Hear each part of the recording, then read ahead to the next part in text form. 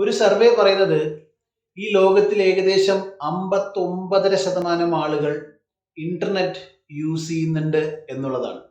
അതിൽ 92.4% ആളുകൾ internet maximum use ചെയ്യുന്നത് അവരുടെ മൊബൈൽ ഫോണിലൂടെയാണ്. ഹാക്കേഴ്സ് 3 തരത്തിൽ നമുക്ക് തിരിക്കാം. ഒന്ന് black hat hacker, grey hat hacker, white hat hacker എന്ന് 3ആയി ഹാക്കർമാരെ തന്നെ തിരിക്കാം. ഈ ബ്ലാക്ക് ഹാറ്റ് ഹാക്കർ എന്ന് പറയുന്ന വ്യക്തി ഒരു കമ്പനിയുടെയോ ഒരു വ്യക്തിയുടെയോ ഡേറ്റ അഥവാ ഡീറ്റെയിൽസ് അവരുടെ അറിവില്ലാതെ കട്ട് ഈ ഹാക്കറുടെ സ്വയ ലാഭത്തിന് വേണ്ടി യൂസ് ചെയ്യുന്നവരെയാണ് ബ്ലാക്ക് ഹാറ്റ് ഹാക്കർ എന്ന് വിളിക്കാറ്.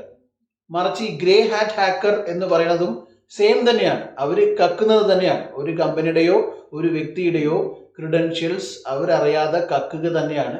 പക്ഷെ അത് അവർ മാൽ പ്രാക്ടീസ് ചെയ്യില്ല എന്നുള്ളതാണ്. പിന്നെ 3ആമതാണ് വൈറ്റ് ഹാറ്റ് ഹാക്കർ. ഈ വൈറ്റ് ഹാറ്റ് ഹാക്കർ എന്ന് പറയുന്നത് നമ്മുടെ ഇൻഡസ്ട്രിയെ സംബന്ധിച്ചിടത്തോളം സെക്യൂരിറ്റി പേഴ്സൺ എന്ന് പറയും. എന്ന് പറയുമ്പോൾ ഒരു ഹാക്കിംഗ് എങ്ങനെയൊക്കെയാണ് സംഭവിക്കുക എന്നുള്ളത് കണ്ടുപിടിച്ച് ഹാക്കിംഗ് വരാതെ പ്രിവെന്റ് ചെയ്യുന്ന ജോലിയാണ് ഈ വൈറ്റ് ഹാറ്റ് ഹാക്കർ. അപ്പൊ നമ്മൾ കേട്ടിട്ടുണ്ടാവും CEH സർട്ടിഫൈഡ് എത്തിക്കൽ ഹാക്കർ എന്നുള്ളതൊക്കെ.